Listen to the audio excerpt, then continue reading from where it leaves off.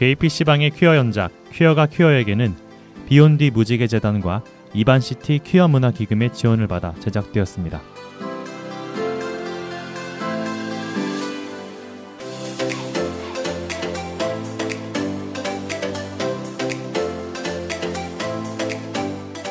언피시함에 지친 게이들의 피시한 놀이터 게이피시방 17번째 에피소드 시작합니다.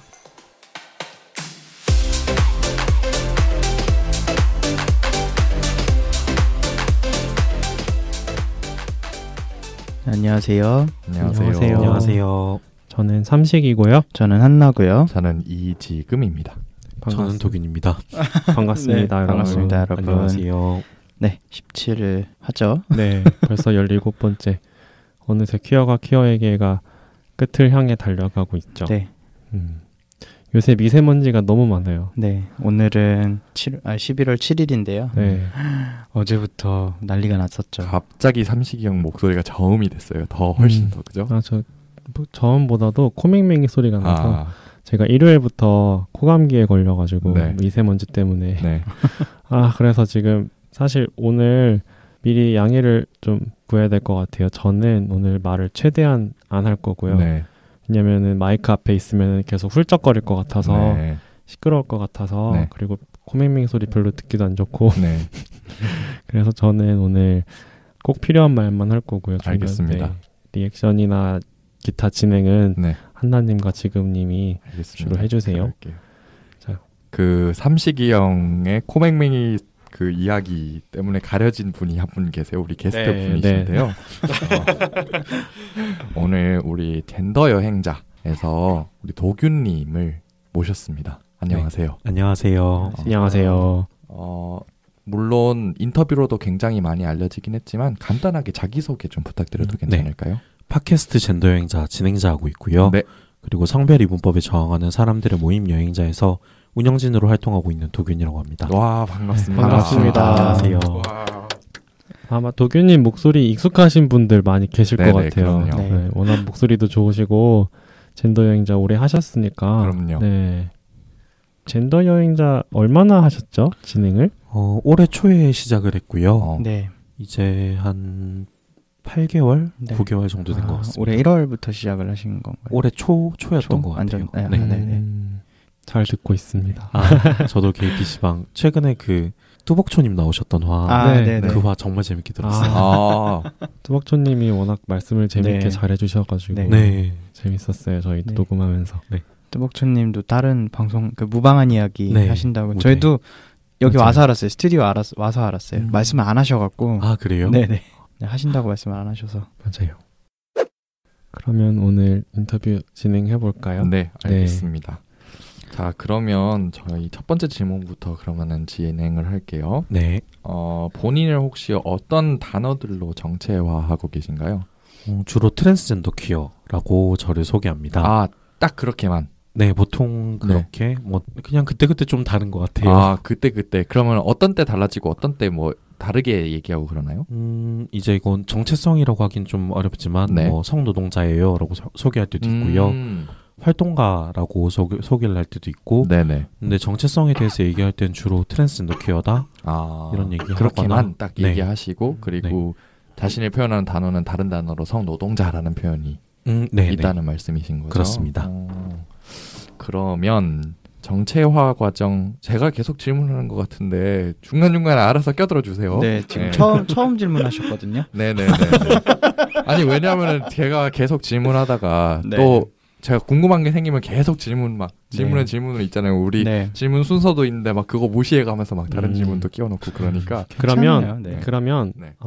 그 예정에 없던 질문을 하시려고 할 때 네네. 한 박자 쉬어보세요. 한번. 네. 그럴까요? 혹시 다른 분이 이야기할 수도 있으니까. 네네, 네, 그렇죠. 그러면은 눈치를 좀 주세요. 네네. 네. 그러면 좀 몰리지 않지 않을까 알겠습니다. 하는 생각이 드네요. 그럴게요.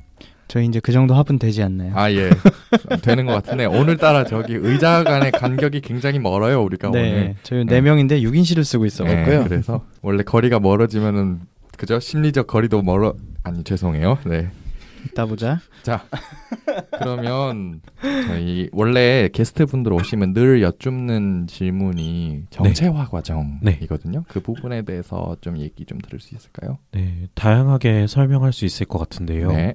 뭐 중학교 3학년 때 같은 반 남자애를 되게 좋아했었어요. 네. 그게 일단 네. 뭔가 했던 첫 계기였던 것 같고 네. 고등학교 3학년 때 같은 반 남자애랑 이제 섹스를 했고 그러면서 아 내가 이런 사람이구나 라는 생각을 좀 했었고요. 네. 네. 그리고 1년 재수를 했는데 재수하면서 제가 재수한 곳 근처에 제가 부산 출신인데 네. 네. 범일동 근처에 네. 있는 데서 재수를 했어요. 네. 아, 네네. 그렇군요. 그래서 범일동에 가서 이제 거기서 사람들 만나기도 하고 네. 이제 주로 크루징 같은 거 하거나 이런 식으로 하면서 네. 조금 정체성에 대해서 알아갔던 것 같고요. 네. 네.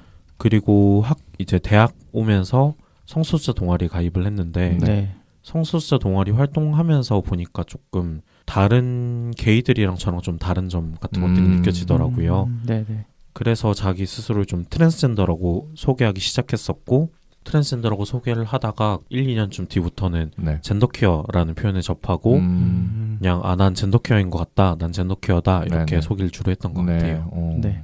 뭐 그 외에도 이제 제가 한 4, 5년 전 정도부터 일상적으로 치마를 입고 다니는데 네. 네. 그러면서부터 조금 경우에 따라 되게 다른데 어떨 때는 치마 입는 남자예요 할 때도 있고 네. 어떨 땐 치마 입는 게이예요 이렇게 할 때도 있었고 네.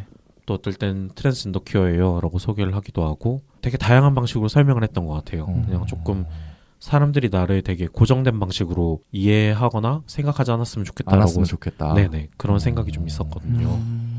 그 듣다가 생각난 건데 그러니까 트랜스젠더 키어라는 말 자체가 너무 생소하니까 네네. 네. 그렇게 이야기를 해도 사람들이 모르니까 뭔가 사람들이 아는 말로 어떻게든 이해시키려고 하신 그런 느낌이 네네. 들어요. 네. 사실 뭐 제가 어디 가서 젠더 케어라고 얘기를 했는데 네. 그게 뭐야? 라고 질문하시는 분도 있고 네. 그럴 때 이제 나를 남성이나 여성으로 정체화하지 않는다라고 얘기를 해도 네. 그 개념 자체가 너무 낯설고 이해가 안 되는 분들이 있는 그렇죠. 거예요. 바이너리 안에 갇혀 있으니까 보통은. 그리고 어떤 경우에는 그냥 제가 남자랑 연애를 하고 사귄다 네. 이것만 해도 네. 너무 충격인 분들이 있고 그런 분들한테는 저를 소개할 때 조금 이제 난 치마를 입는다 일상적으로 네. 그리고 나는 네. 남자랑 그런 관계를 맺고 있다라는 네. 걸 좀 강조하려고 전 치마 입는 게이예요 이 정도로 소개를 하기도 하고요. 그 이상은 못 알아들으니까요. 그렇죠. 네. 더 논란을 네. 일으킬 수 있으니까 또 어떨 그 때는 좀 사람과의. 네, 트랜스젠더라고 얘기를 하기도 하고 근데 네. 조금 그런 게 있는 것 같아요. 뭔가 게이들이 잔뜩 있는데 가면 네. 굳이 저는 트랜스젠더라고 소개를 하고요. 조금 그런 심보가 있는 것 같아요. 알아들어라. 약간 이런. 네. 그러면은 트랜스젠더 키어이시면서 남성애자이신 건가요? 네, 뭐 그렇게 설명할 수 있을 것 네. 같아요. 그렇구나. 그 우리 삼시기형 표현을 빌리면 다른 사람들이 알아듣게끔 어쨌든 설명하시는데 네네. 그 중간중간에 속상하거나 그럴 땐 없으세요? 뭐 속상하다기보다는 네. 조금 뭐라고 소개를 하든 간에 네. 상대방은 저를 좀 자기가 이해할 수 있는 방식으로 이해를 하잖아요. 그렇죠. 어떻게 설명을 하면 최대한 뭔가 이해를 할 수 있게 만들 수 있을까? 네네. 그런 생각들이 좀 자주 하는 것 같아요. 어... 뭔가 그리고 특히 이제 최근에 워마드랄까 네네. 조금 트랜스 배제적인 분들이 많이 네. 늘어난 이후로는 네네. 구태여 트랜스젠더예요라는 얘기를 되게 많이 하는 것 같아요. 그 상황에 따라서 굉장히 다양한 방식으로 본인은 설명을 하고 계시네요. 네네. 네. 저희가 이제 젠더 퀴어라는 개념은 저번에 올레님 나오신 방송에서 한번 다뤄봤었죠. 그래서 지금 저희가 방송 시간이 좀 제한이 되다 보니까 그렇게 상세하게 설명을 하기는 좀 그렇고 진행하시는 젠더 여행자에 보면은 맨 첫 번째 영화인가요? 용어 설명. 네, 영어 설명이라는 게 있었죠. 들으시는 청취자분들은 더 궁금하시면 거기서 듣고 오시면 한 번에 딱 이해가 되실 수 있을 것 같아요. 감사합니다. 네. 이렇게 홍보해 주셔서. 네. 아니, 저희도 젠더 퀴어 방송 준비할 때 되게 그 듣고 도움이 많이 됐거든요. 아, 감사합니다. 네. 그리고 들으면서 느낀 건 자신이 생각하는 그대로 좀 받아들여주면 좋은데 네, 참. 어쨌든 어떻게 해서든 자기가 이해할 수 있는 방법을 찾고 싶어하고 그 그렇죠. 이해의 틀에 다른 네. 사람을 자꾸 끼워 넣으려고 하는 그런 네. 게 있는 것 같아서 안타깝습니다. 네, 그렇죠. 저희가 퀴어가 퀴어 얘기를 진행을 하면서 꾸준히 하고 있는 얘기가 있죠. 그냥 얘기하는 대로 받아들여 달라라고.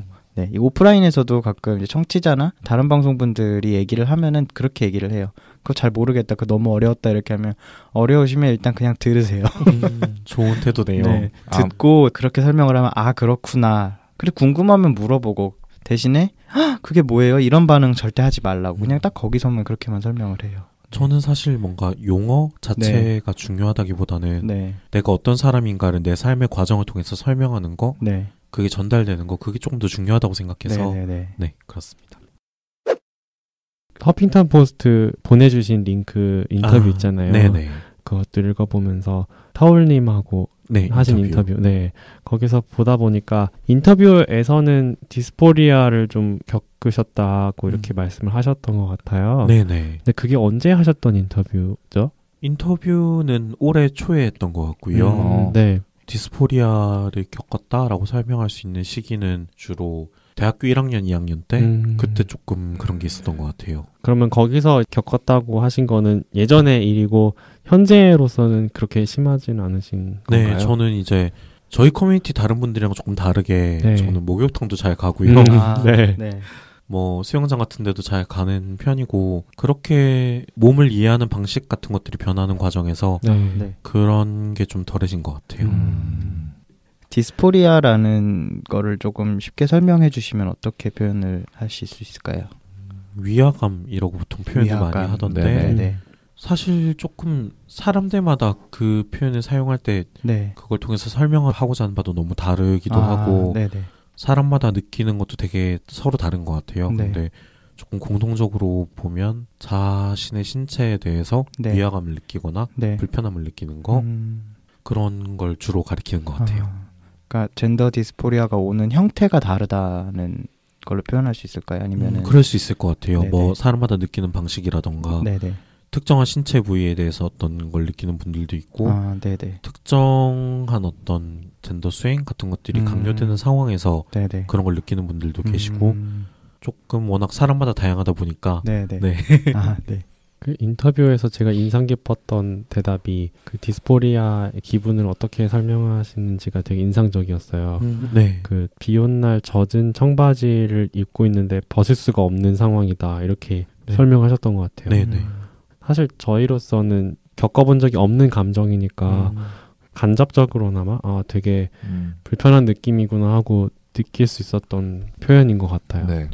뭐 일반화할 수는 없겠지만 제 경험을 미루어 보면 전 이제 살이 좀 많이 찐 편인데 어떨 때는 되게 살찐 제 몸을 볼 때 되게 불편한 감정이 들어요. 이제 사회적으로 되게 아름답지 않은 몸이라고 인식되는 몸이고 되게 어떤 그런 시선들을 받게 될 때 그런 거랑 더불어서 약간 불편함 같은 걸 느낄 때가 있는데 예를 들어 겨울에 한참 막 꽁꽁 싸매고 다니다가 이제 날씨가 좀 더워져서 얇은 옷을 입을 때 이럴 때 내 몸에 되게 낯선 되게 좀 싫은 기분 같은 게 들 때도 있는데 그거랑 전 좀 유사했던 것 같아요. 디스포리아 감정이요.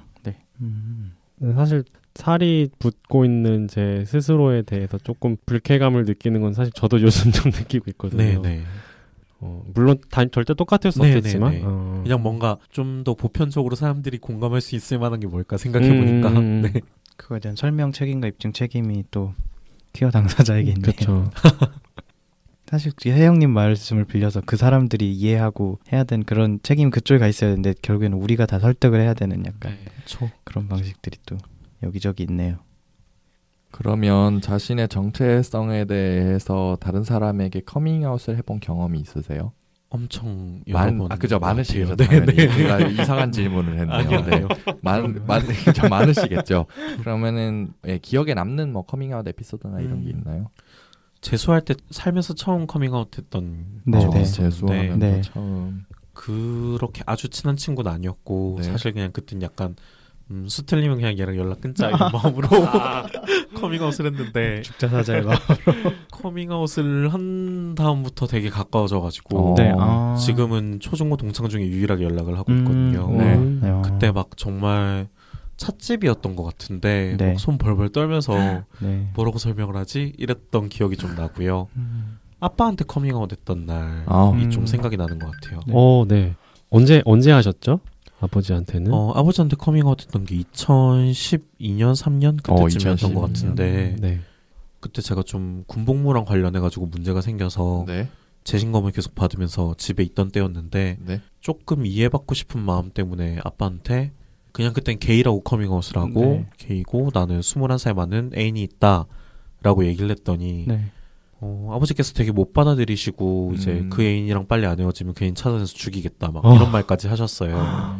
그리고 되게 상처되는 말을 많이 듣고 울고 그랬는데 그랬던 아버지가 언젠가 한번 연락이 와가지고 너같이 조금 힘든 친구들을 돕는 일을 하고 싶다면 아빠가 그걸 좀 지원하고 싶다 이런 말까지 하시고 먼저 그렇게 말씀해 주신 거예요? 네, 이제 그랬다가 또 어떨 땐 또 막 왔다 갔다 하시는데 네.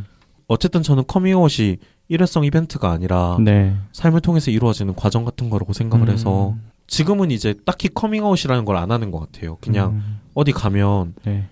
너무 자연스럽게 이미 치마를 입고 있는 상태고 얘기할 때 뭐 내가 어떤 사람인지 얘기하는 과정에서 너무 전제처럼 깔고 얘기를 해서 딱히 막 누구를 만나서 설명을 하는 이런 건 별로 없는 것 같아요.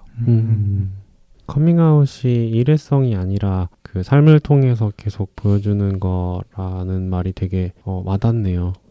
네.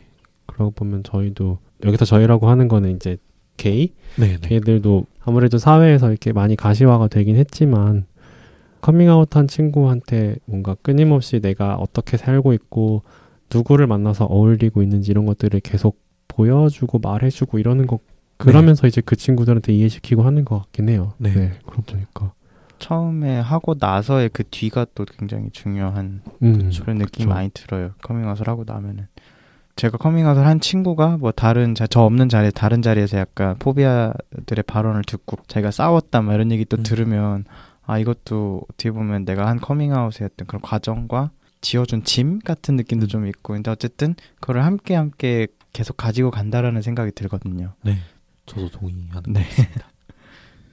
처음에 말씀해주신 그 개인을 표현하는 단어 두 가지가 있었잖아요. 하나는 이제 젠더 퀴어라고 하는 단어하고 네. 그리고 두 번째는 이제 성노동자라는 단어를 쓰시는데 네. 혹시 어떤 직업에 종사하고 계시는지 여쭤도 될까요? 저는 이제 게이들 상대로 마사지 네. 겸 이제 이런저런 것들을 하는 마사지 업소에서 일하고 있습니다. 그렇군요. 허핑턴 포스트에서 네네. 표현하신 것 중에 게이들과 게이들이 아닌 사람들에 대한 분류에 대해서 얘기를 보았던 것 같은데 네네. 혹시 이게 뭐 직업 생활이나 이런 것에 방해되는 것은 없나요? 왜냐하면 지금까지도 보면 개인적으로 소개를 하실 때 치마 입은 게이라고 표현을 하실 때도 있다고 했잖아요. 그럼 결국에는 우리 도균님이 종사하고 있는 직업도 다른 사람의 이해에 따라서 분명 맞춰서 설명을 할 것이다라는 생각이 사실 지금 좀 들긴 하거든요. 네네. 그러니까 일상에서 그런 무엇이 아니고 무엇이 기인지 이런 거에 대해서 굉장히 확실하게 딱 나눠지는 거잖아요. 결국에는. 그렇지 않나요? 좀 안 나눠지는 게 문제인 것 같다는 안 나눠지는 게 문제다. 네네. 뭔가 설명하거나 일을 하는 순간에 특정한 것들을 연기한다거나 뭐 이런 것들이 있고 그게 분리되는 건 맞는데 사실 이게 제가 어떤 그런 식으로 표현을 할 때 그게 딱딱딱 나눠지는 그룹이나 이런 거라기보다 개인의 삶이라는 게 그렇게 다 분절되지 않잖아요. 그렇죠. 그런 연속선상에 있기 때문에 오히려 어려운 것 같아요. 그냥 깔끔하게 나는 게이가 아니야 뭐 아니면 난 젠더 퀴어가 아니야 난 트랜스젠더야 난 트랜스젠더 퀴어야 이렇게 딱딱 나눠지면 너무 편할 텐데 그렇지 않으니까 그래서 좀 어려운 것 같아요. 그러면 직업 생활에 영향을 미친다기보다는 좀 더 그런 게 개인적인 생활에 그럼 좀 더 영향을 미친다고 보면 될까요? 네네 그런 것 같아요. 좀 그런 건 있죠. 이제 종로 같은 데 나가서 저는 이제 뭐 소위 휴게텔 이런 데들도 잘 가는데 그런 데 갈 땐 치마를 안 입어요. 오히려 종로 갈 때 치마 입으면 진짜 불편하거든요. 게이들이 뭔가 다 안다는 표정으로 이렇게 쳐다보고 이러는 그 시선들이 약간 그런 게 있구나. 오히려 아무것도 모르는 사람들보다 게이들이 더 뭔가 알 것 같다는 표정으로 이상하게 쳐다볼 때가 많은 것 같아요. 그 다 안다는 시선이 뭘 안다는 시선인 걸까요? 예를 들어 저건 트랜스젠더야 같은 식의 어떤 난 이제 저게 무엇인지 알고 있어 같은 이런 것들. 오히려 보통 평범한 사람들은 제가 치마를 입고 지나가면 그냥 이제 뭐 되게 나쁜 행동을 하는 사람들도 있지만 보통은 약간 저게 뭐지? 내가 지금 뭘 보고 있는 거지? 약간 이런 표정을 짓는데 네.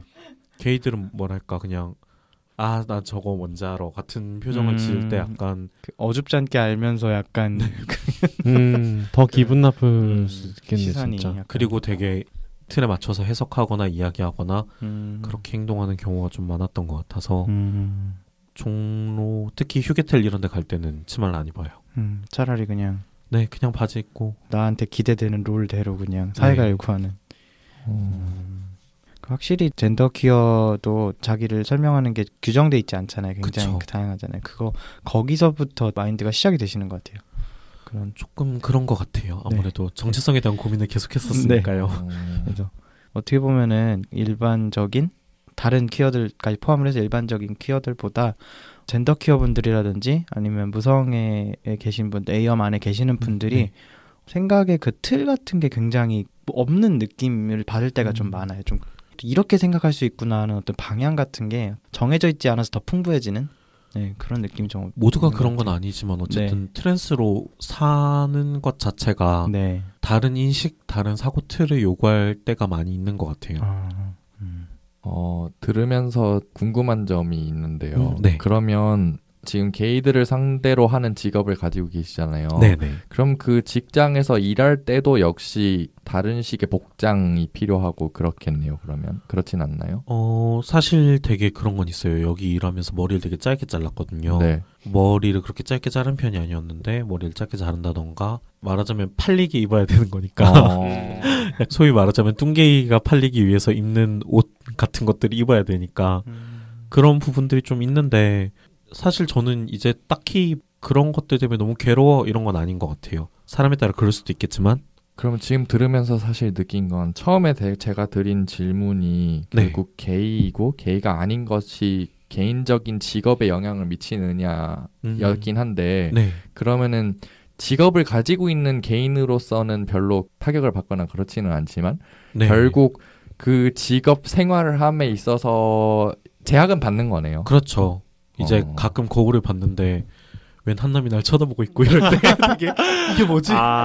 저건 누구지? 약간 이런 기분이 들어요. 그런 때 또 디스포리아를 또 느끼시겠네요. 일종의 근데 저는 그냥 좀 약간 유쾌해지는 것 같아요. 유쾌해진다는. 저게 나야? 막 분장 같은 걸 하고 내 얼굴 보면 좀 재밌고 웃기잖아요. 그런 기분이 드는 것 같아요. 게이 코스프레를 하신 거네요, 한마디로. 그렇죠. 생경한 나의 모습. 뚱게이 코스프레. 이태원 통탑 스타일. 죄송해요. 아닙니다. 지금 현재 하시고 계신 일을 시작하신 지는 얼마나 되셨어요? 지금 나가는 가게는 나간 지 오래 안 됐고요. 성노동 자체를 시작한 거는 설명하기 따라 좀 다르겠지만 그래도 5년 이상 된 것 같아요. 예전에는 조건 만남이나 소위 용돈 받으면서 만나는 세미스폰 같은 이런 식으로 일을 좀 했었는데 그렇게 일하는 게 좀 피곤하기도 하고 내년엔 직업 바꿔볼까 생각 중이거든요. 그래서 그냥 마사지샵 가볼까 이러고 갔더니 아니나 다를까 막 머리도 짧게 깎아야 되고 좀 시간도 좀 많이 들고 몸도 좀 고되더라고요. 그냥 그런 상태인 것 같아요. 바꾸시려고 하신 직업이 혹시 생각해 두신 게 있으신가요? 뭐 편의점 야간 알바나 PC방 알바나 할 수 있는 거. 그때 비욘디 무지개재단 같이 뵀었잖아요. 기금 그 오리엔테이션 때 뵀었는데 그때보다 머리가 되게 짧아지셨던 것 같은데. 그 전에는 그래도 일정 이상 길이로는 유지를 좀 했었는데 지금은 확 잘랐어요. 거기 일을 시작하시면서. 그냥 업장에서 요구를 하더라고요. 머리를 짧게 자르라고. 그래서 그랬구나. 처음에 사실 못 알아봤어요. 제가 그날 저희 사전회의 할 때 딱 오시는데 그분이 맞는 것 같은데 아닌 것 같기도 하고 근데 머리 길이가 정말 확 짧아지셔갖고 제가 그래서 순간적으로 약간 이렇게 혼동이 온 것 같아요. 머릿속에. 저는 이제 그런 것들이 좀 아무렇지 않긴 한데 제 주변의 대다수의 트랜스젠더 퀴어들은 그런 것들 때문에 스트레스를 정말 많이 받고 그런 것 때문에 애초에 특정한 직업들을 포기하기도 하고 그것 때문에요? 뭔가 특히 지정성별 여성인 경우에 꾸밈 같은 것들이 되게 요구되는 경우가 많고 그런 것들이 너무 싫어서 아예 그런 것들이 요구되지 않는 직종으로 가는 분들도 많이 있더라고요. 고객을 응대하는 지정성별 여성 직업 쪽은 뭐 머리를 길게 해서 묶어야 된다든지 아니면 일정 길이 이상의 단발 머리를 요구한다든지 그런 게 되게 많으니까요. 화장도 그렇고 심지어는 뭐 립스틱 색깔 뭐 이런 것까지 다 규정되기도 하니까요. 네네. 참 복장까지 그렇죠. 참 그렇죠. 그것도 굉장히 큰 직업 선택의 이유가 되는군요. 그래도 직업 생활을 하시는 도중에 이런 뭐 외모적인 거나 이런 요구를 받을 때 스트레스가 없진 않을 것 같은데 아닌가요? 저는 근데 오히려 더 스트레스를 받는 건 뭔가 약간 끼스러워 보이면 안 되고 이런 것도 있잖아요. 처음에 이제 프로필 사진 같은 거 찍는데 다리를 벌리고 있는 자세까지 지적을 하는 거예요. 이제 발가락이 안쪽으로 들어가면 끼스러워 보이니까 앉을 때 발가락을 좀 일직선으로 발을 놓거나 발가락을 좀 바깥으로 돌아부터 시작해서 막 이런 것들을 들을 때 되게 스트레스 받는다 이런 생각은 드는데 돈은 벌어야 되니까요. 그러니까 소위 땡스러운 게 정말 뭔지 그죠? 그렇죠. 땡스러운 걸 그러니까 뭐라 그래야 돼? 일틱도 좀 그래. 일틱이 뭐야? 일틱한 거. 도대체 일틱이 뭐지? 땡스러워. 그러니까 그런 용어가 있죠. 땡스럽다라는. 대단하네요. 그런 것까지 자세까지 지정해가면서 그런 걸 보여줘야 된다는 게 참. 처음 알았어요. 네. 근데 이제 뭐 그러니까 트랜스젠더로 처음 정체화할 때 사람들의 말투나 행동 같은 것들을 되게 많이 지켜보고 살펴봤었는데 되게 미묘한 게 많더라고요. 뭐 끄듬절을 길게 빼면서 울림소리 같은 거 좀 많이 넣는다던가 이러면 조금 여성스러운 것으로 인식이 된다던가 정말 되게 짜질구레하고 작은 것들이 사람들이 인식하는 어떤 이런 것들과 연결되어 있는 것 같아서 그런 게 좀 재밌는 것 같아요. 정말 짜질구레하다. 정말 소리 그 발음 그렇게 하는 거랑 나긋나긋하게 하는 거 말 남성분도 그런 분들 많은데 그쵸. 그런 것들로 판단을 해버리는 거 참 안 좋은 한국인의 습관인 것 같아요. 그럼 그런 직업 생활이 자신에게 어떤 의미를 갖는지 혹시 뭐 단어들로 설명해 주실 수 있을까요? 돈 버는 일이고요.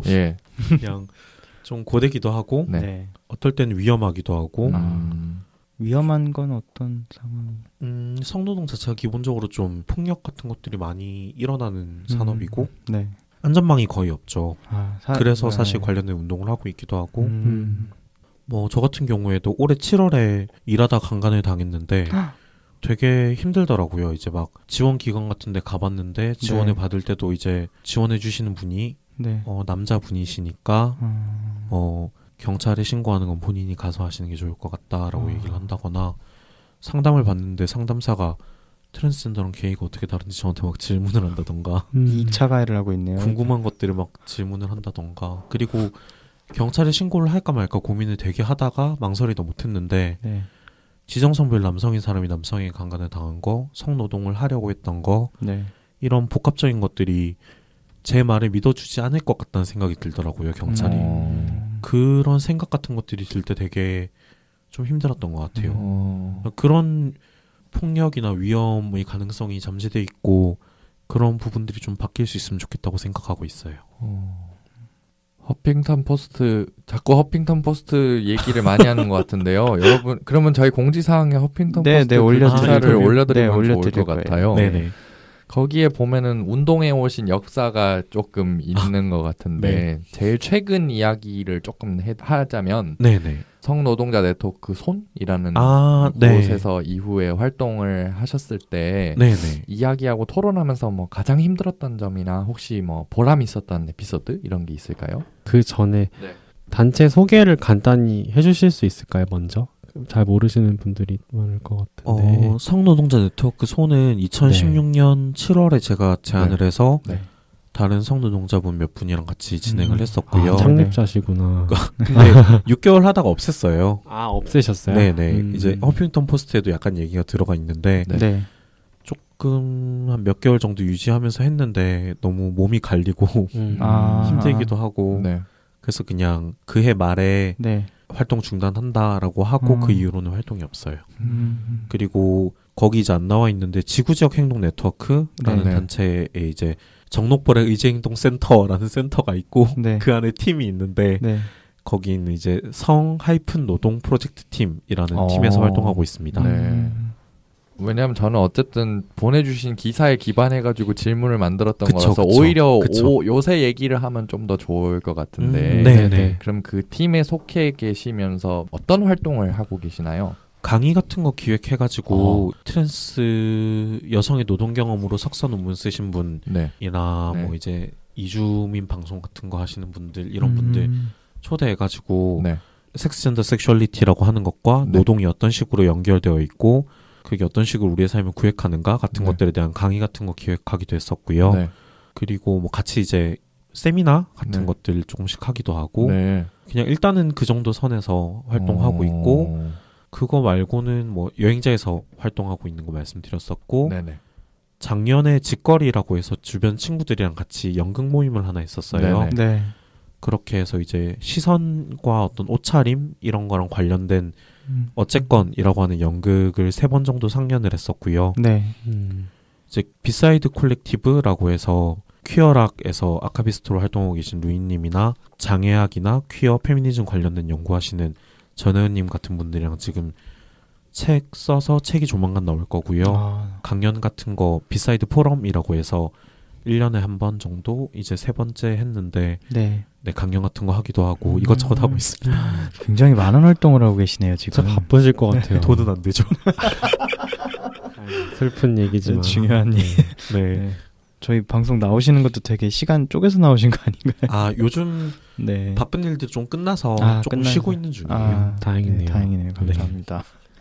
그러면 아까 처음 말씀드렸던 성노동자 네트워크 손 활동을 하시다가 이제 접게 되신 거잖아요. 그쵸. 그러면 분명 성노동자들을 위한 운동을 하는 게 정말 쉽지 않다는 의미이기도 할 것 같은데 그 당시 가장 힘든 게 무엇이던가요?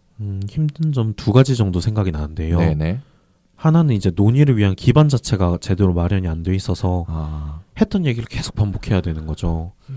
계속 사람들이 같은 걸 질문하고 그거에 대해서 계속 대답을 해야 되고 그 과정에서 저도 약간 매너리즘에 빠지는 것 같기도 하고 그냥 너무 같은 말을 계속 반복하는 게 지치고 힘들기도 하고 그런 게 좀 있었고요.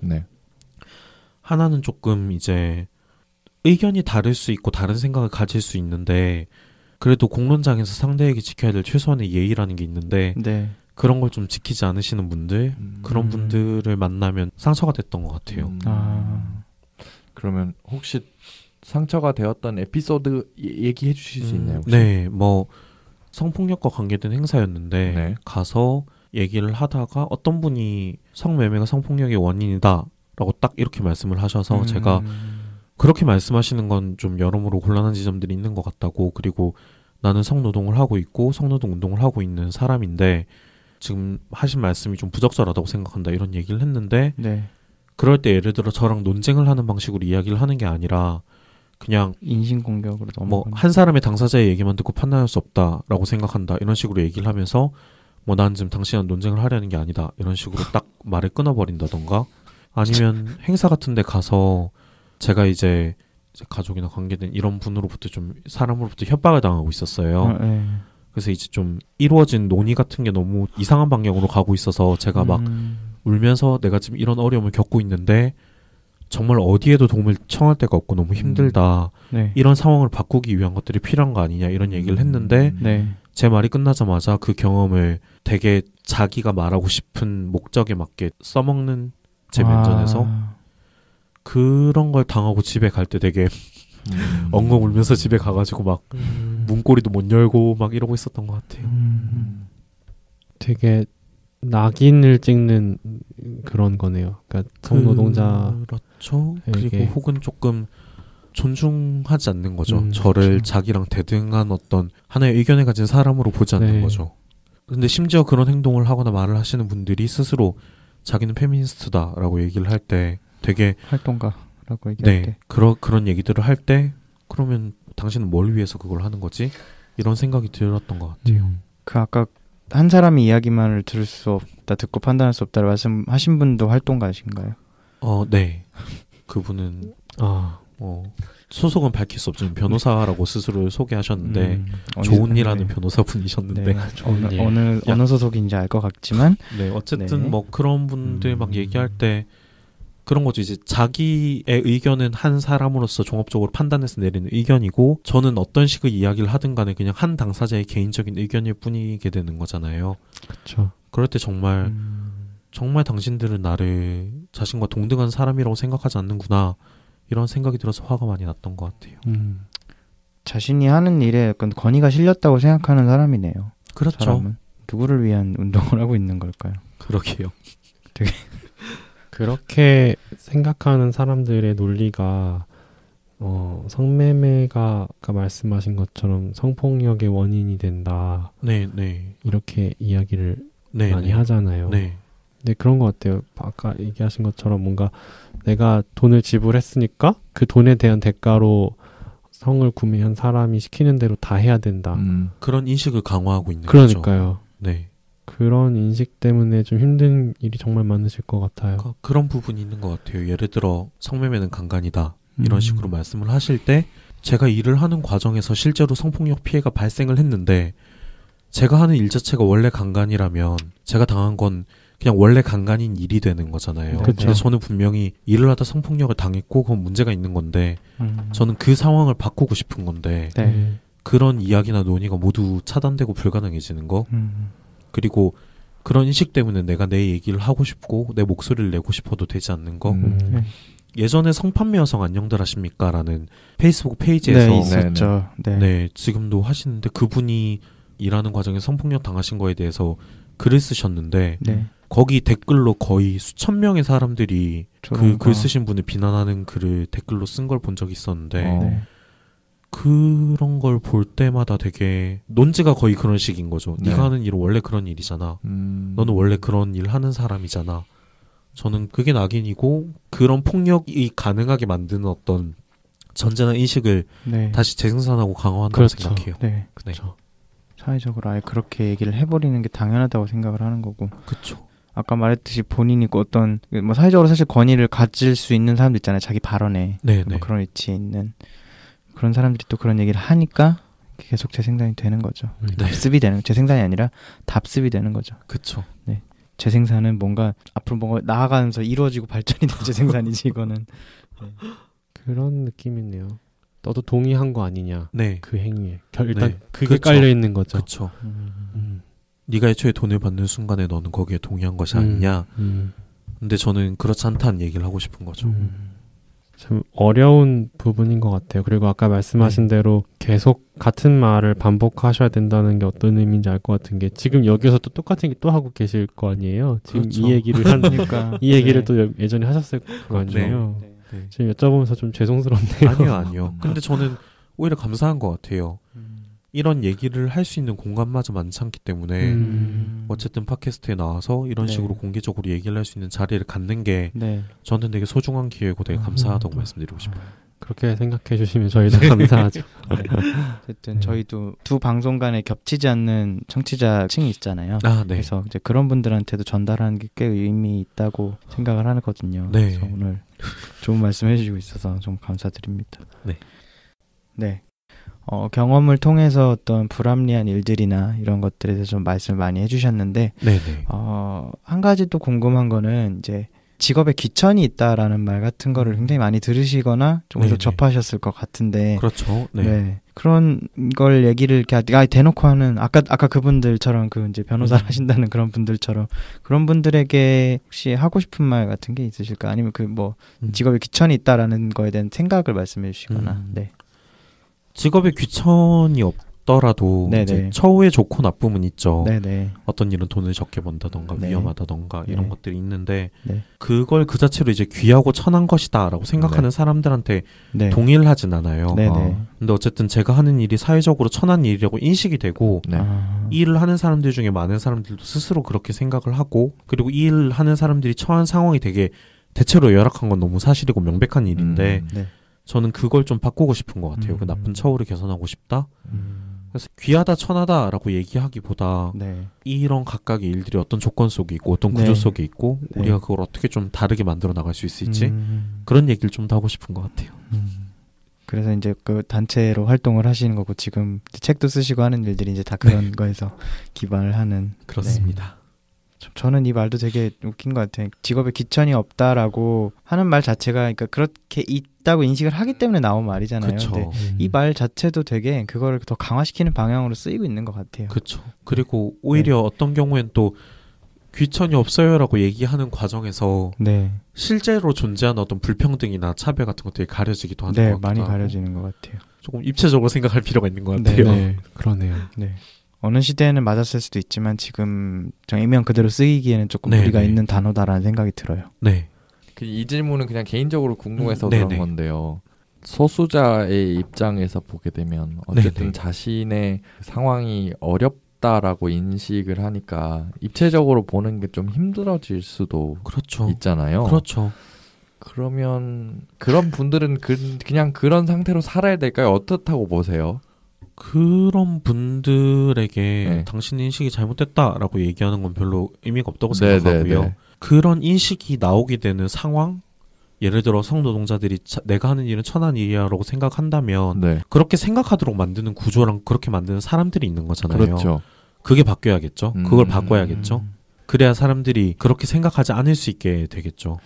물론 그걸 바꾸는 과정 중에 하나가 그런 인식을 스스로 하는 인식을 바꾸기 위한 여러 가지 행동이 될 수 있다고 생각하는데 근데 그게 너 지금 생각하는 거 틀렸어 빠았어 고쳐야 돼 라고 얘기하는 것보다는 조금 그 사람의 처지랑 상황을 이해하고 그 사람이 왜 그런 생각을 하게 됐는지를 이해하고 공감하면서 이야기를 해야 생각이 바뀐다고 생각을 해서 설득을 통해서 움직이는 게 가장 좋다라고 말씀을 해주시는 거죠. 네, 그리고 또 그 과정에서 제 생각이 바뀔 수도 있는 거니까요. 서로 공감하면서 얘기하는 거. 왜냐면 오늘 들으면서 우리 도균님이 어떻게 보면 지금 이런 생각을 하시게 된 이유도 분명히 있을 것 같은데. 그렇죠. 네. 그동안 얼마나 스트레스를 많이 받으셨을까라는 생각도 물론 제가 너무 스트레스를 지레짐작하는 걸 수도 있겠습니다만 좀 그런 생각이 들어서요. 그래서 지금 복합적으로 그러니까 생각하게 되신 데도 분명 이유가 있을 것 같고 그러니까 사회에서 그런 다수가 이제 향유하는 질서에 순응하는 과정이라든지 아니면 나쁘게 말하면 순응이죠 사실. 뭐 좋게 말하면 적응일 테고요. 그런 과정이 얼마나 복잡했을까라는 생각이 들어서 그래서 혹시 우리 도균님하고 비슷한 상황에 있건 아니면은 아니건 분명 이 말을 들으면서 또 상처를 받는다면 받는 것일 테고 아니면 다르게 생각하면 다르게 생각하는 것일 테고 그런 분들이 있지 않을까라는 생각이 들어서 그래서 질문을 하게 된 거예요. 네. 자, 그러면 주제를 조금 바꿔서요. 법정 성별 남성이신 트랜스젠더 퀴어시잖아요. 제가 전부터 좀 여러 가지로 관심 있게 봤던 문제? 어떻게 보면은 모든 지정성별 남성 트랜스젠더 분들의 숙명 같은 한국에서 태어났다면 숙명과도 같은 문제가 이제 군복무 문제잖아요. 쉽지 않을 것 같아요. 여러 가지로 제가 예전에 그 뒤로 잡지가 창간호였을 때 주제가 군대라는 주제였는데 이제 거기서 게이들이나 지정성별 남성 트랜스젠더 분들이 군복무 때문에 받는 스트레스, 군대 때문에 받는 스트레스를 다뤘던 글이 있었어요. 혹시 기억나시나요, 환나님? 네, 기억나요. 그걸 읽으면서 저는 이제 개인적으로 큰 문제 없이 그냥 군복무를 다녀온 사람으로서 잘 생각하지 못했던 지점이 많이 있었어요. 그런데 이제 그 글을 읽고 나서 많이 느꼈는데 여쭤볼 당사자를 제가 주변에 찾지 못해서 그런 이야기를 한번 들어보고 싶어서 오늘 도균님한테 여쭤보고 싶어요. 일단 군대를 어떻게 하셨나요? 지금 민방위 2년 차고요. 저는 공익 다녀왔어요. 사회복무요원으로 다녔습니다. 2011년에 공군 훈련소에 입소했다가 닷새 만에 정신질환으로 퇴소를 했었고 그 뒤에 한 3년 정도 재신검을 6번 정도 받고 이제 폐쇄병동 입원을 한 3주 정도 하고 그러다가 공으로 2년 복무했었어요. 그 정신질환 판정을 5일 안에 받으신 거였어요? 아니면 이제 검사를 했는데 너 결과가 안 좋으니까 나가서 병원에 가봐라 해서 퇴소 조치됐었고요. 네. 뒤에도 공익훈련소에 한번 갔다가 공익훈련소에서도 퇴소됐었어요. 그 이렇게 막 문항 체크하고 이런 거 하셨던 거죠? 재신검 과정도 3년이나 걸리셨으면 진짜 되게 지난했네요. 네, 6번 정도 재신검을 받았고 네. 지긋지긋하시고 제가 그런 일들이 일어나기 전에 몸무게가 한 80kg 정도 됐었는데 한 7개월 만에 57kg까지 살이 빠지더라고요. 스트레스 때문에. 네, 그래서 26 사이즈 바지를 입어도 바지가 흘러내려가지고 그렇게 하다가 지금은 또 어떻게 다 쪘네요. 26이 흘러내릴 정도면 정말 상상이 안 되네요. 제 주변에도 그렇게 받은 사람이 있는데 그러니까 정신질환으로 받았는데 일단 폐쇄병동 2주 3주 일단 입원을 해야지만 또 그게 나와서 그걸 제출을 할 수가 있더라고요. 그래서 어떻게든 잡아다 보내려고 되게 그러게요. 그게 더 어려운 일을 한다 참 생각이 들었었거든요. 그 전에. 게이 커뮤니티만 해도 이제 시스젠더가 주류를 이루다 보니까 군대 안 가면 약간 그냥 일반 헤테로 남성들이 이야기하는 거랑 거의 비슷하게 생각을 하고 이야기를 한단 말이에요. 부심 부리는 거예요. 군부심이라고 하죠. 그리고 막 연애할 때도 막 군대 문제 해결된 사람만 만나요, 막 이러고 하기도 하고. 저희 방송이 아무래도 이제 게이분들이 많이 들으시다 보니까 이런 지점을 한 번도 생각해 보시지 않은 부분 혹은 한 번도 불편함을 느끼시지 않았던 분들이 많이 계실 것 같아요. 물론 이제 게이라는 정체성 자체도 군대에서 스트레스가 되는 경우가 당연히 많이 있지만요. 저도 좀 있긴 있었고 그렇지만 이제 그거랑은 조금 더 차원이 다른 문제일 수도 있을 것 같아요. 트랜스젠더 퀴어분들이 겪는 문제는요. 구체적으로 좀 어떤 어려움이 있을까요? 일단 저는 그러니까 총 8일을 훈련소에 있었던 셈인데 그동안 한 번도 샤워를 하지 못했어요. 그 당시는 이제 아직 좀 디스포리아 같은 것들이 있던 시절이었어서 목욕탕 같은 데 가도 사람이 없을 때 이렇게 잠깐 다녀오거나 새벽에 이럴 때 다녀오고 그럴 때였는데 샤워하는 공간이 정말 사람들 몸이 따닥따닥 다 붙는 이런 공간인데 거기서 샤워를 하라는 거예요. 못하죠. 불가능하고 그래서 샤워를 전혀 안 하고 있으니까 땀은 나고 힘들고 이대로 내가 여기서 한 달 어떻게 버티지? 자대 가서 2년을 어떻게 지내지? 이런 생각이 드니까 정말 막막하더라고요.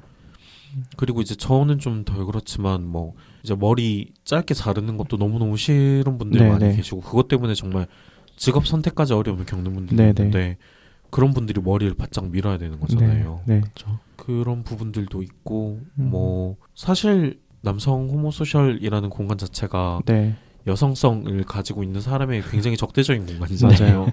맞아요. 그런 점에서도 그렇고 저희 커뮤니티에서도 되게 많은 분들이 갖는 고민이 군대 문제 어떡하지인 것 같아요. 스트레스를 정말 많이 받고 되게 이상하다는 생각을 많이 해요. 이게 뭘까? 그런 것들을 그냥 일반 사람들은 가기 싫어서 그러는 거 아니냐라는 식으로 치환을 딱 해버리고 더 이상의 생각을 안 하니까 그걸 또 욕하고 이런 경우들이 되게 많은 것 같아요. 또 뭐 가기 싫을 수도 있다고 생각하거든요. 이제 본인들은 가기 좋아서 다녀왔을까 생각해보면 본인들도 가고 싶어서 간 건 아닐 텐데 꼭 그렇게 얘기를 해서 상처를 또 주더라고요. 뭔가 자기가 겪었던 어려움이나 괴로움에 대한 보상심리 같은 거라고 생각하는데 이왕 그런 걸 좀 할 거라면 조금 더 사회에 보탬이 되고 스스로에게도 좋은 방식이었으면 좋겠다는 생각이 드는 것 같아요. 잘못된 걸 느꼈으면 내가 내 대에서 끊어야 된다라 뭐 그런 것도 시작해서 그냥 좀 좋은 방향으로 가야 된다라고 생각을 해야 되는데 물귀신처럼 물귀신처럼 나 혼자 죽을 수 없다. 그리고 지금도 생각나는 게 저 그때 공군훈련소에서 이제 끝날 때 시험을 치니까 그거 잘 치면 좋은 데 간다길래 그걸 열심히 봤었어요. 근데 거기 딱 문제를 푸는데 그게 있는 거예요. 이제 사병이 휴가에 나가서 일반인 남성이랑 이제 남성 사병이 성관계를 했을 경우에 어떻게 되는가에 대한 질문이었고 답이 저는 처벌을 받고 상대는 처벌을 받지 않는다였는데 저는 그 문제를 풀면서 되게 안도했거든요. 내 애인은 안 잡혀가겠네 라는 생각을 하면서 근데 그런 생각을 하고 있는 것 자체가 너무 비참한 일이잖아요. 그리고 작년이었죠? A-Day 사건. A-Day 사건 때도. 이런 사건들이 있는 순간들을 지나왔고 저는 사실 게이 커뮤니티도 군용법 92조의 인해로 인해서 되게 많은 어려움과 피해를 겪고 있는 집단이라고 생각을 해서 내가 군대 다녀왔으니까 라는 마음가짐으로 그렇게 하는 건 좀 약간 좀 문제가 있지 않나 맞아요. 생각이 드는 것 같아요. 결코 남의 일이 아니란 말이죠. 그렇죠. 남의 일도 아니고. 그래서 이런 얘기를 하는 것 지속적으로 하고 계속 뭐라고 하는 것들이 참 중요한 일들인 것 같아요. 네. 그렇죠. 네. 그래서 활동이 중요한 거고 활동가분들이 중요한 거고. 네. 그리고 그런 부분도 있는 것 같아요. 이제 트랜스젠더가 자신이 트랜스젠더임을 인정받아서 가지 않으려면 수술, 그러니까 트랜지션을 거쳐야 맞아요. 되는데 그거 해야 된다 그러더라고요. 사실 모든 트랜스젠더가 트랜지션을 원하는 건 아니거든요. 그렇죠. 근데 뭔가 내가 나의 시민권, 성원권을 보장받기 위해서 주민등록번호를 바꿔야 되기 때문에 아니면 군대에 가고 싶지 않기 때문에 군대에 갈 수 없기 때문에 그런 것들이 강제될 때 좀 문제가 많다는 생각을 해요. 네. 성별정정도 저번에 FTM 트랜스젠더 분 나오셔서 되게 불합리한 것들을 강요했었잖아요. 성별정정을 위해서 온갖 서류를 다 요구했죠. 그리고 무조건 수술을 해야 되는 거. 생식력 제거. 네, 생식력 제거가 가장 핵심적인. 맞아요. 군대도 그렇다고 알고 있거든요. 그 MTF 분들이 이제 가지 않기 위해서는 무조건적인 수술을 횟수를 했냐 안 했느냐. 것 같은데. 네네. 그걸 했냐 안 했느냐가 그 기준이 되더라고요. 그래서 그런 것도 어떻게 보면은 그러니까 자기들 처리하기 편하려고 그러는 거죠. 그렇죠. 생각만으로는 그거를 인정할 수 없다. 그렇죠. 본인 트랜지션을 느끼고 안 느끼고의 문제가 아니라 그 적출을 했느냐 안 했느냐. 그렇죠. 네네. 그런 거라서 참 어떻게 보면 너무 폭력적이. 어떻게 보면 폭력이 아니라 그냥 폭력적이에요. 그냥 폭력적. 대체복무제도 사실 기대를 많이 했었는데 굉장히 좀 징벌적인 형태로 가는 것 같아서 좀 안타깝더라고요. 많이. 얼마 전에 일이 있었죠. 네. 양심적 병역 거부. 무죄 판결이 났는데 거기 또 댓글이 뭐 또 엉망진창이 됐죠. 또. 맞아요.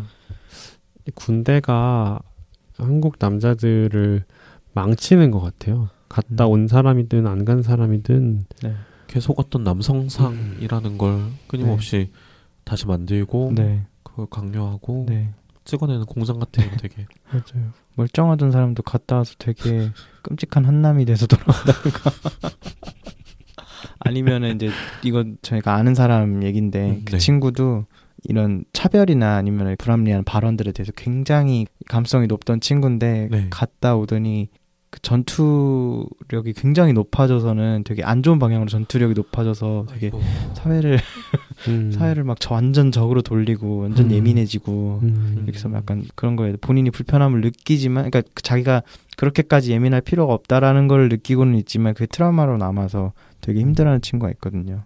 그럴 수 있을 것 같아요. 사실 저는 이제 군대에서 상담해줄 때 그런 걸 믿으면 안 되는데 비밀 보장을 해준다는 말을 듣고 이제 남성이랑 사귀고 있다 이런 얘기를 했었거든요. 그랬더니 아침에 이제 세워놓고 뭐 하잖아요. 근데 한 5m, 6m 떨어진데 저를 부르더니 그러더라고요.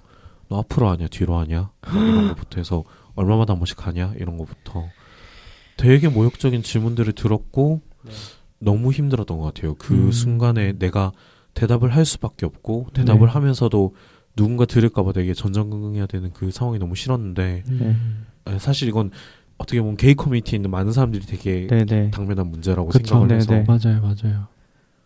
사실 너무 머릿속이 복잡해서 군대 얘기를 하게 되면 어디서부터 어떤 얘기를 해야 될지 모르겠지만 도규님이 말씀하신 것처럼 이건 비단 트랜스젠더 분들만의 문제가 아니잖아요. 저희도 겪는 문제고 또 게이나 트랜스젠더가 아니더라도 어떤 정신질환이 있으시거나 아니면은 신체가 불편하거나 하는 분들까지도 소위 사회가 말하는 소위 정상적인 남성이라는 상에 들지 못하고 그걸로 차별받는다는 문제가 계속 생기는 거예요. 군대를 안 간다는 것 자체가. 그렇죠. 군대에서 부적응하면 어딘가 결함이 있는 사람으로 인식되죠.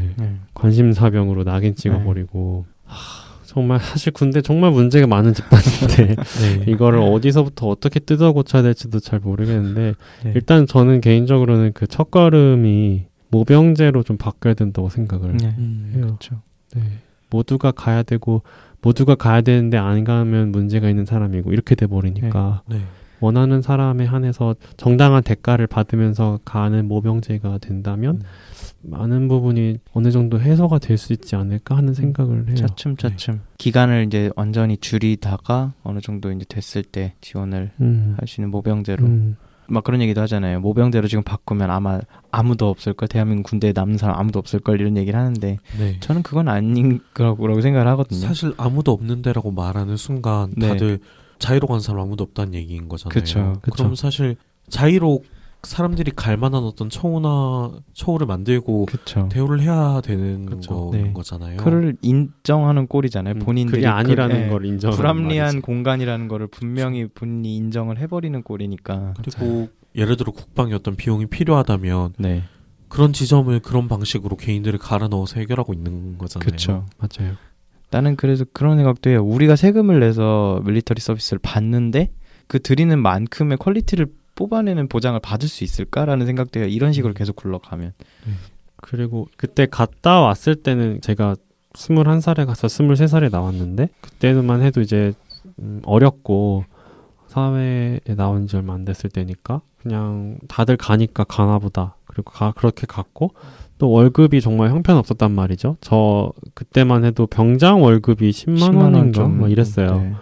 그 전에는 더 막 7만 원, 8만 원 이랬고 지금 너 한 달에 10만 원 받고 하루 종일 거기에 갇혀 있어야 돼 그러면은 이건 정말 말이 안 되는 급여잖아요. 이건 모병제로 바꾸면서 이제 그거를 조금 더 원하는 사람에게 더 잘할 수 있는 사람에게 집중을 한다면 자연스럽게 하려는 사람도 늘어나지 않을까 하는 생각도 들고 비용이 필요하면 사실 그 비용을 더 드려야 되는 거죠. 당연히 사람을 갖다 쓰는 일인데 어떻게 그거를 갈아 넣습니까? 그거는 참 급여 문제는 이제 조금씩 해결이 되는 거는 같고 지금 얼마죠? 지금은 30이 넘을 거예요. 올라봤잖아요. 50까지 올린다 그랬던 것 같은데 내년까지. 올라봤잖아요. 근데 올라봤자죠. 최저시급이 얼만데. 일을 해도 3일만 일해도 되겠어요. 참. 저도 사회복무요원 할 때 풀타임으로 일을 하는 건데 한 달에 받는 돈이 30만 원 정도인데 그렇죠.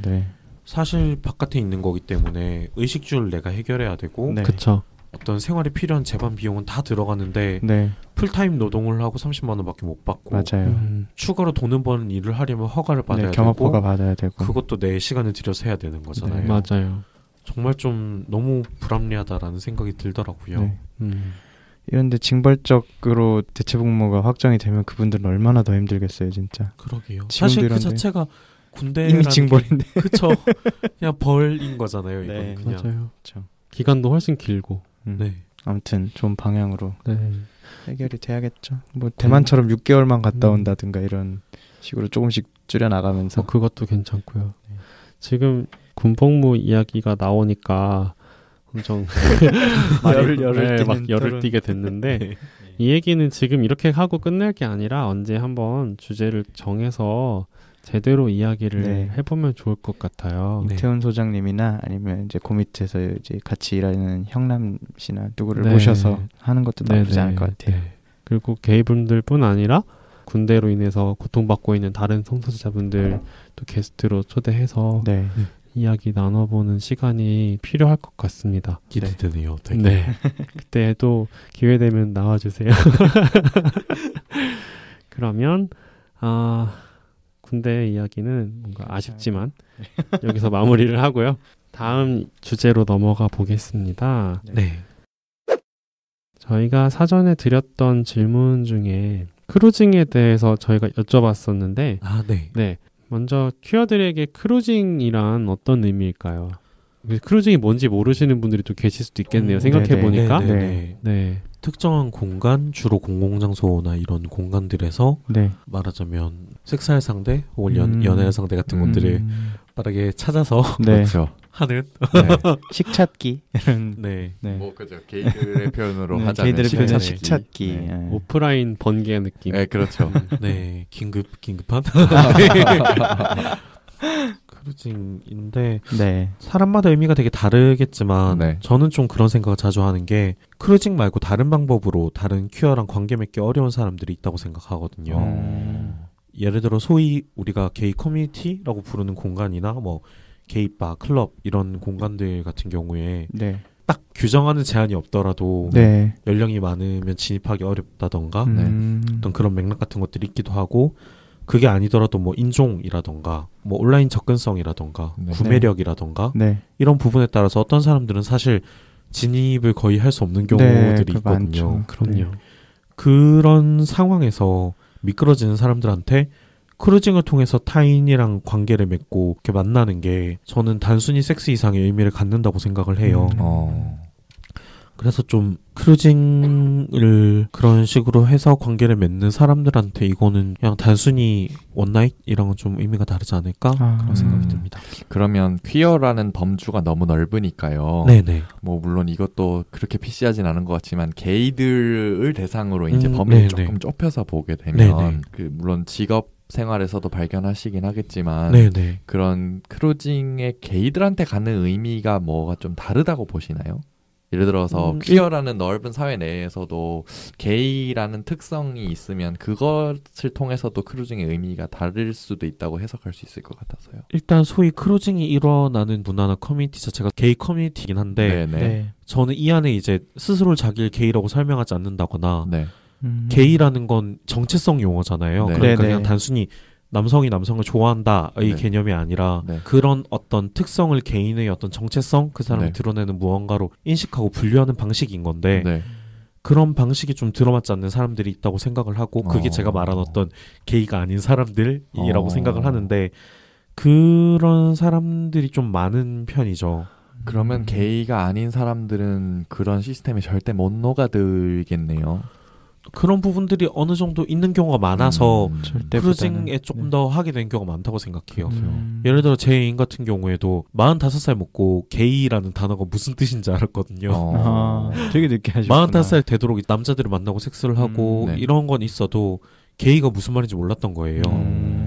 그리고 어떤 예를 들어 여기서는 뭐 제가 치마를 입는 거에 대해서 젠더 수행이라고 인식을 한다던가 뭐 저는 예를 들어 트랜스젠더 퀴어고 그러면 저는 지정성별인 남성과 다른 방식으로 저를 정체화하는 사람인 거고 그래서 뭐 남성애자고 이런 식으로 설명을 한다던가 뭐 예를 들어 지금님은 잘 모르지만 뭐 남성으로 정체화를 하고 있고 남성이고 남성의 끌림을 느끼는 게이 이런 식으로 정리가 된다면 크루징을 하면서 만나는 사람들 사이에서는 그런 어떤 분류 체계가 그대로 적용되진 않는 것 같아요.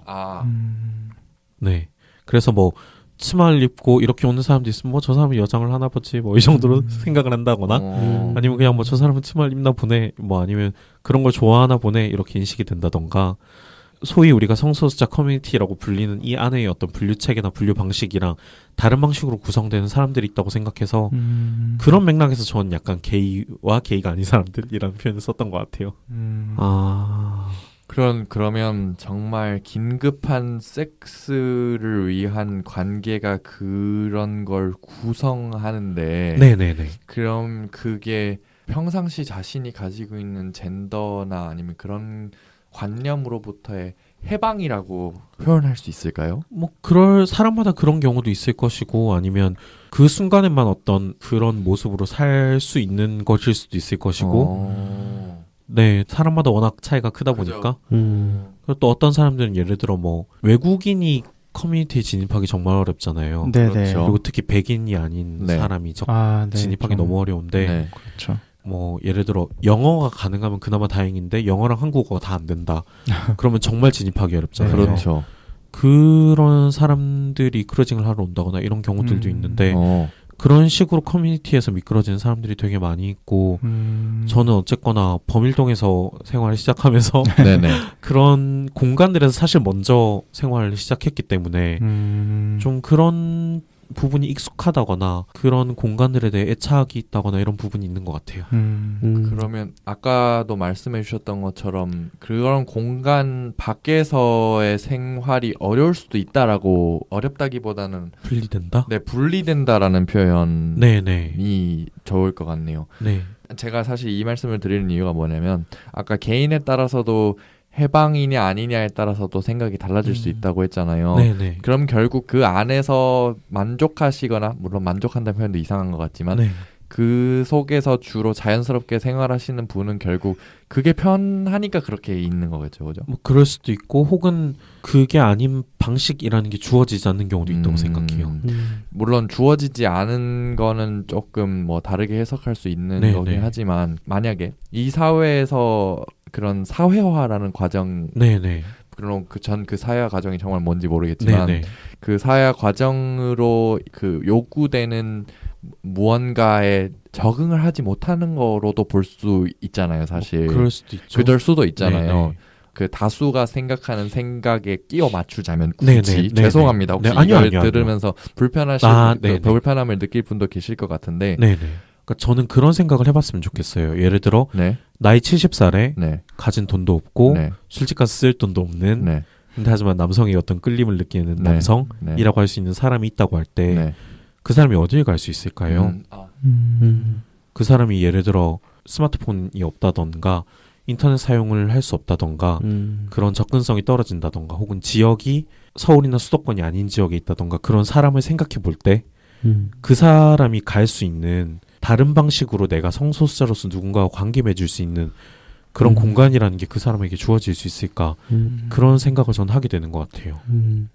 안전한 크루징 공간, 크루징이 안전하다 그럴 수는 할 수 없지만 안전하다는 안정적인, 그죠, 안정적인 네, 그 외의 방식이라는 게 없는 그런 맥락. 사실 서울 수도권에서 한 발짝만 벗어나도 요즘 이제 그나마 최근 몇 년간 그런 게 생겼지만 단체나 이런 공간들이 없는 경우도 되게 많고 그렇죠.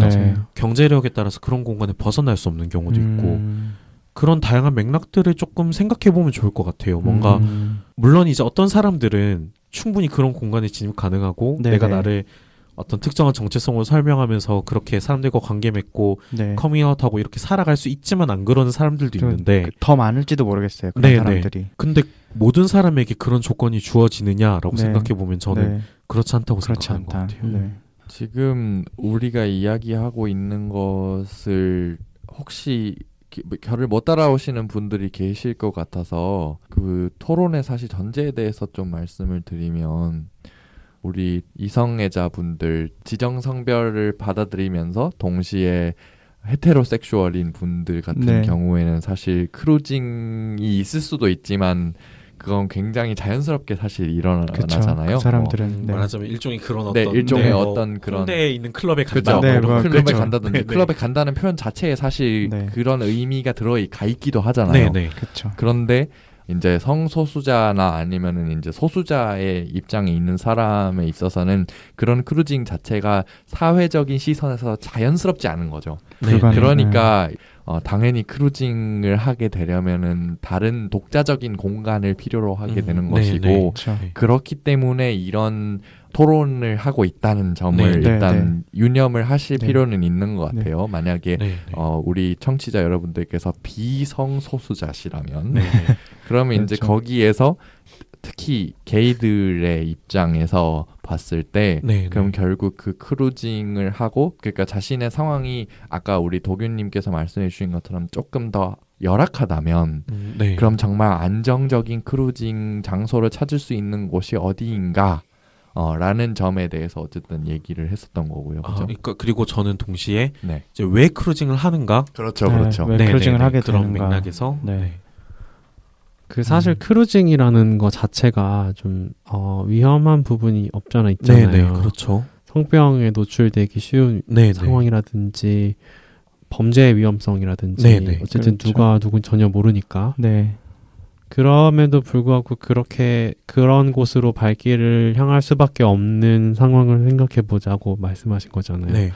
그렇게 사회 범주가 집단의 바깥으로 밀려나는 사람들이 조금 더 안전하게 소셜라이징 할 수 있는 어떤 대안을 마련해야 한다라고 하시는 것이 결론이라고 봐야 될까요? 그럴 수 있을 것 같아요.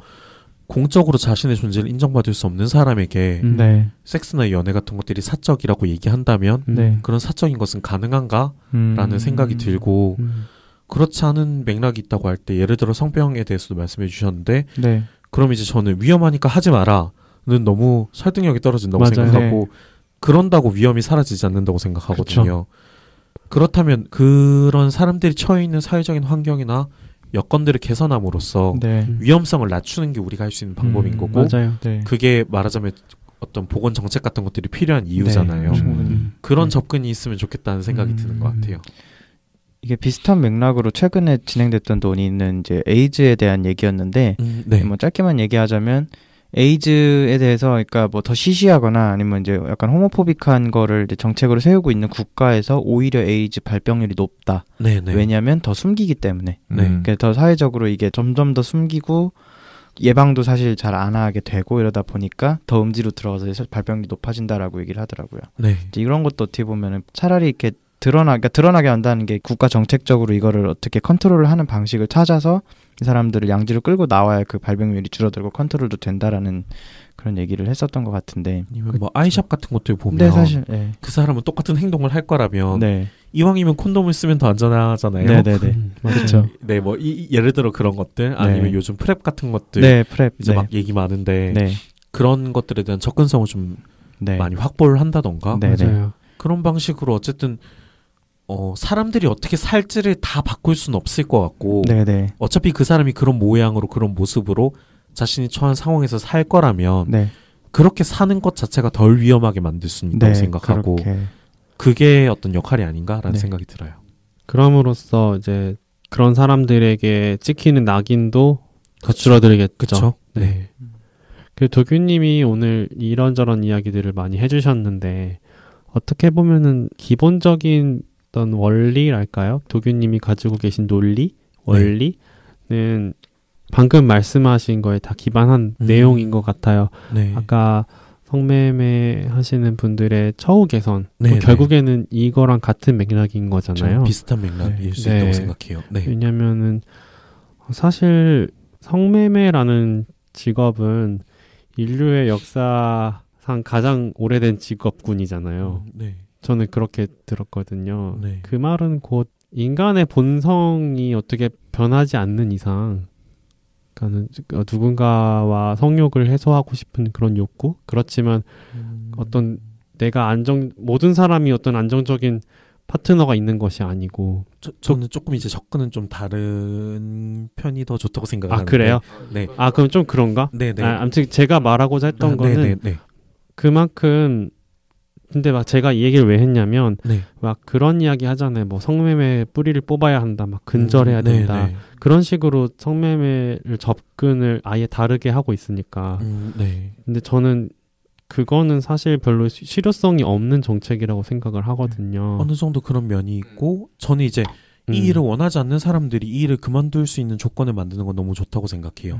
필요한 거라고 생각을 하는데 예컨대 저는 이 일이 나한테 해롭고 위험하고 이런 판단 같은 것들이 필요하다면 네. 그 사람이 스스로 내가 처한 문제가 어떤 것이고 나한테 필요한 것이 무엇인지 스스로 판단할 수 있도록 조력하고 돕는 거 그 과정이 저는 필요하다고 생각을 하는데 넌 이렇게 해야 돼 저렇게 해야 돼 같은 방식이 아니라 맞아요. 자기 스스로 난 이런 상황에 처해 있고 이런 문제점이 있고 내가 필요한 것은 무엇이고 내가 원하는 변화는 무엇이고를 찾아낼 수 있도록 조력하는 거 저는 그게 필요하다고 생각해요. 그러니까 안전망을 강제적으로 이렇게 만들어서 주의발을 하는 게 아니라 그냥 그러니까 되게 자연스럽게 안전망을 찾을 수 있도록 하는 약간 안전망을 만드는 건 같이 할 수 있는데 같이 할 수 있는데 그 안전망을 제공하는 방식이 이제 조금 혹은 안전망 제공 혹은 그게 저는 존중하는 거라고 생각을 하는데 예컨대 크루징을 해서 콘돔을 사용하지 않는 어떤 게이가 있을 때 이제 콘돔 쓰는 게 더 안전하죠라는 얘기를 많이 하지만 저도 그런 이야기들이 필요하다고 생각하지만 예컨대 너 크루징 하지 마 아니면 크루징은 더러워 크루징은 하면 안 되는 일이야 라고 말하는 대신에 크루징을 하는 사람에게 정보를 제공하는 거죠. 이제 내가 이 크루징을 하는 것은 어떤 위험에 처할 수 있다던가 어떤 위험을 내가 갖고 있고 그 위험을 개선하기 위해서 무엇이 필요하다던가 그런 정보를 제공하고 그리고 동시에 자신을 지킬 수 있는 것들을 제공하고 예를 들어 콘돔을 나눠준다거나 젤을 나눠준다거나 테스트를 무료로 해준다거나 그렇게 조력할 수 있는 수단들을 만들면서 그 사람이 스스로 판단할 수 있도록 돕는 거 저는 그게 조금 더 좋은 운동의 방향이 아닌가라는 생각이 드는 것 같아요. 딱 아이샵이 하고 있는 운동이네. 그런 것들? 네네. 제가 말한 거에 좀 오해 소지가 있었던 게 그러면 뭐 성매매를 뭐 장려해야 된다 이런 얘기 절대 아니죠. 저도 아니었죠. 네, 그러니까 제가 이야기한 거에서 그렇게 이해하신 분들이 혹시 있을 것 같아서 저도 똑같은 걱정 때문에 저도 그런 의미가 아니라 말씀하신 것처럼 그냥 여타 다른 직업처럼 내가 이 일을 그만두고 싶으면 언제든지 자유롭게 그만둘 수 있는 환경, 다른 직업을 선택할 수 있는 환경. 그리고 예를 들어 내가 원하지 않는 일을 선택하지 않더라도 나의 인간으로서의 최소한의 삶이 보장될 수 있는 그것도 필요한 그런 것이죠. 사회적인 조건. 그게 저는 중요하다고 생각해요. 네네네, 그렇죠. 그리고 하나 더, 혹시 우리 A 엄브렐라 분들께서 패싱 당한다라는 생각이 드실 수도 있을 것 같아서 네. 그런 의미는 아니었잖아요. 네네. 그러니까 성욕이라는 게 모든 사람이 당하는 그러네요. 네, 그렇죠. 네. 그런 의미는 아니라는 거 여러분들 알아주셨으면 좋겠어요. 그리고 A형 분들도 섹스 하십니다. 하는데 뭐 사람에 따라서 그런 걸 원하지 않거나 안 하시는 이럴 수도 있으니까. 그럼요. 그렇죠. 참 PC 하기가 쉽지가 않죠. 균형은 언제든 잡으면 되는 겁니다. 자, 그럼 마지막으로 도규님께서 몸담고 계신 모임에 대해서 한번 이야기를 소개를 좀 들었으면 좋겠어요. 물론 저희는 얼추 알고 있지만 이제 여행자라는 모임을 잘 모르시는 분들이 많으니까 청취자분들 중에 이제 여행자는 성별 이분법에 저항하는 사람들의 모임 여행자가 풀네임이고요. 자신의 젠더에 대해서 고민하고 있는 트랜스젠더 퀴어 당사자들이 같이 모여서 이제 한 달에 한 번 자신의 고민이나 이야기들을 나누는 수다회 같은 것도 하고요.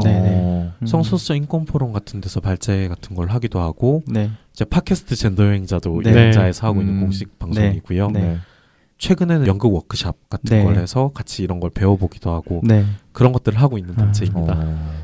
지금 도균님께서 연극을 연극 소모임이라고 해야 될까요? 네, 그거를 담당하고 계시죠 지금. 네네, 그렇습니다. 저희가 지원받은 비욘디 무지개재단과 이반시티 퀴어문화기금에 이제 지원을 받아서 그때 갔을 때 도균님을 뵀었거든요. 그때 발표를 하셨던 내용이 이제 연극 상연까지는 아니더라도 이제 그 연극을 위한 어떤 모임을 준비하시겠다고 말씀하셨었거든요. 어떤 것들을 준비하는 연극 모임인지 저희는 이제 이번에 배운 건 총 5번 15시간 동안 즉흥극 즉흥 연기를 배웠어요. 이제 그걸 통해서 하고자 하는 건 플레이백 시어터 형식이라고 하는데 플레이백 시어터. 근데 이제 연극을 보러 온 관객들이 자신의 이야기를 해주면 그걸 바탕으로 즉흥적으로 바로 앞에서 무대를 보여주는 것들, 이제 즉흥 연극의 한 방법인데 사이코 드라마 같은 약간 그런 식일 수도 있어요. 그런 것들을 조금 하기 위한 첫걸음을 뗐다고 생각하는데 같이 이제 모여가지고 즉흥적으로 연기를 하고 합을 맞추고 타인이 무대 위에서 제안하는 것들을 수용하는 것들. 무대 위에서 직접. 그런 것들을 연습하는 것들을 했고요. 이제 내년에 한 번 정도 더 어디서 기금을 받아가지고 한 10회 정도 더 진행해서 이제 연극을 무대에 올리는 게 상연을 최종 목적으로 상연을 하는 게 이제 일단 저의 개인적인 야심입니다. 그렇구나. 기대돼요. 재밌을 것 같아요. 아까 저녁 먹기 전에 잠깐 이야기 나눌 때 얘기 들었는데 되게 재밌을 것 같아요. 내년에 하시게 되면 저희 꼭 초대해 주세요. 네, 좋습니다. 꼭 초대해 드릴게요. 아직 주제 같은 건 아직 정하시지는 않고 일단은 교육 먼저 받고 있는 거다. 일단 배웠는데 뭐 다른 그걸 배우고 있는 극단 같은 경우에는 뭐 외로움 아니면 잠 못 드는 밤 이런 걸 주제로 해서 관객들이 그거에 대한 그림 일기를 한 5분 정도 써요. 그럼 이제 그 중에 배우들이 골라가지고 그걸로 바로 눈앞에서 무대를 보여주거든요. 그림 일기요?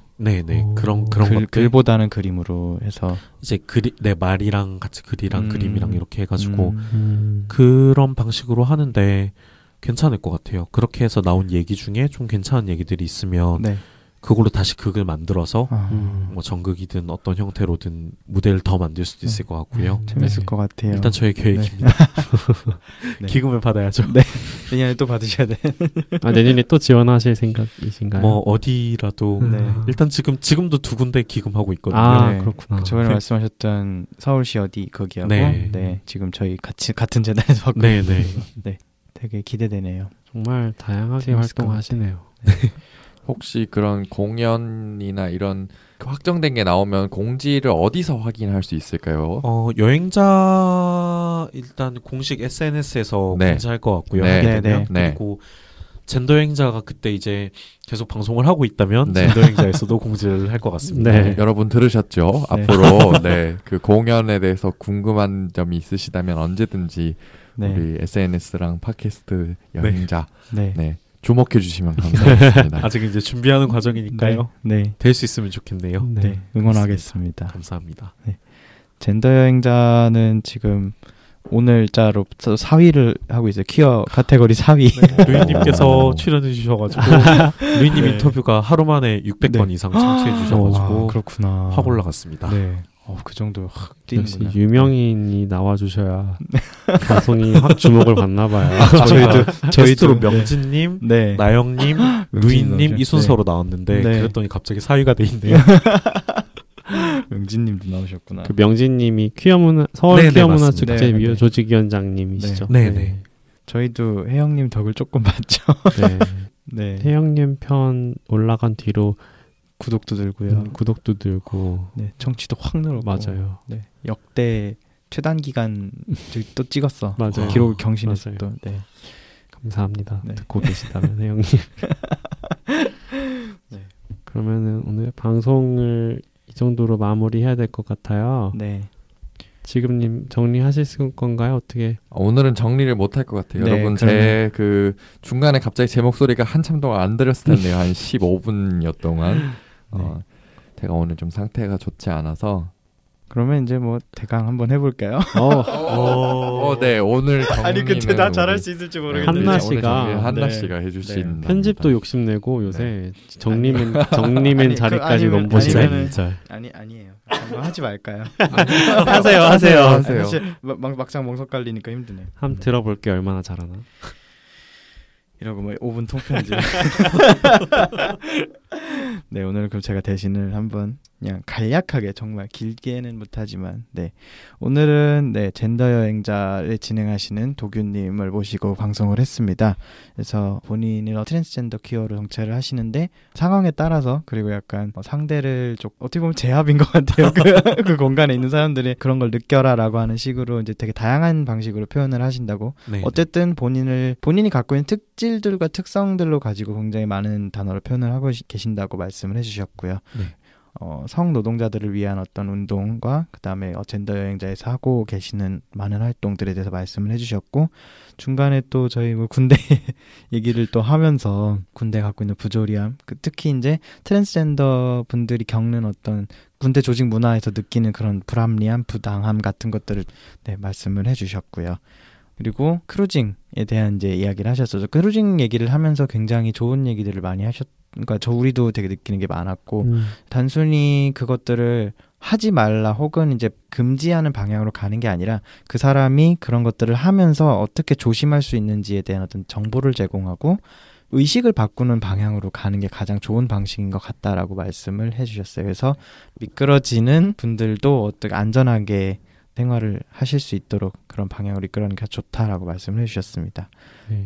그리고 마지막으로는 젠더 여행자 팟캐스트와 여행자 모임에 대해서 그리고 그 안에 사고 계신 연극 소모임에 대해서 소개를 해주셨죠. 그러니까 연극에 관심 있는 분들은 SNS랑 팟캐스트. SNS가 트위터가 주죠. 트위터에 있습니다. 여행자 검색하시면 나올 거예요. 나옵니다. 여러분 많이 관심 가져주시고 사랑해주시면 감사하겠습니다. 감사합니다. 제가 지금 처음으로 정리를 해봤는데 진짜 지금님 대단하신 것 같아요. 이걸 어떻게 한꺼번에 다 정리를 하지? 저 마지막으로 홍보 하나만 해도 하시면 돼요. 그럼요. 아까 말씀드렸던 루이님이랑 이제 아까 비사이드 콜렉티브 얘기했었는데 거기서 책이 좀 있으면 나오거든요. 이제 11월 중순에 나올 거라서 아마 이 방송이 나갈 때쯤엔 이미 출간이 됐을 것 같은데.